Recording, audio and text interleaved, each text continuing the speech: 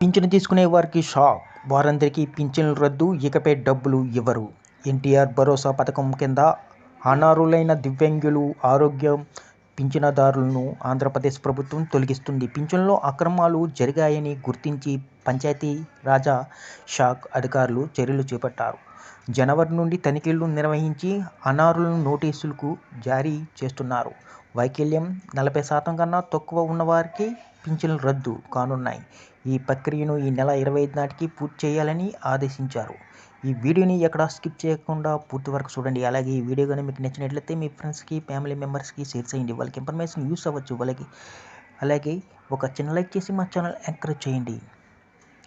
ఇక వివరాల్లోకి వెళ్తే, ఆంధ్రప్రదేశ్ ప్రభుత్వం ఎన్టీఆర్ భరోసా పథకం కింద దివ్యాంగులు, ఆరోగ్యం పింఛన్లలో అనర్హులని ఏరివేస్తుంది. పింఛన్లలో అక్రమాలు జరిగాయని తేలింది. ఆరోగ్యం, దివ్యాంగులు పింఛన్లను తీసుకుంటున్న అనర్హులను గుర్తించారు. పంచాయతీరాజ్, గ్రామీణాభివృద్ధి శాఖ అధికారులు వారిని తొలగించేందుకు చర్యలు చేపట్టారు.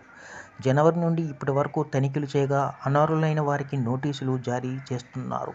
అలాగే పింఛను రద్దు చేస్తూ ఉత్తర్వులు ఇవ్వనున్నారు. ఈ ప్రక్రియను నేటి నుంచి మొదలుపెట్టి ఈ నెల 25 నాటికి చేయాలని గ్రామ వార్డు సచివాలయాల సిబ్బందికి అధికారులు స్పష్టం చేశారు.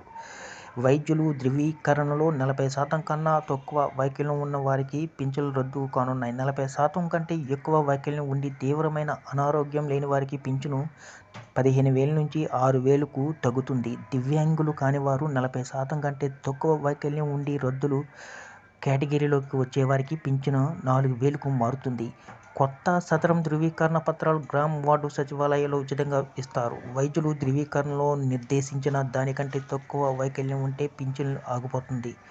వైకల్యం శాతంపై అభ్యంతరాలు ఉంటే లబ్ధిదారులు అప్పీల్ చేసుకోవచ్చు.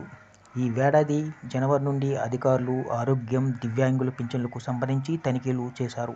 అక్రమంగా పింఛన్లు పొందుతున్న వారిని గుర్తించారు. వారందరికీ ఇప్పుడే నోటీసులు, పింఛన్ల రద్దు ఉత్తర్వులను ఇస్తారు. ఈ నెల 25 వరకు గ్రామ వార్డు సచివాలయాలకు సిబ్బంది గడువు ఇచ్చారు. అప్పట్లోగా ఈ ప్రక్రియ పూర్తి చేయాలని ఆదేశించారు. నేటి నుంచి ఈ ప్రక్రియను మొదలుపెట్టనున్నారు.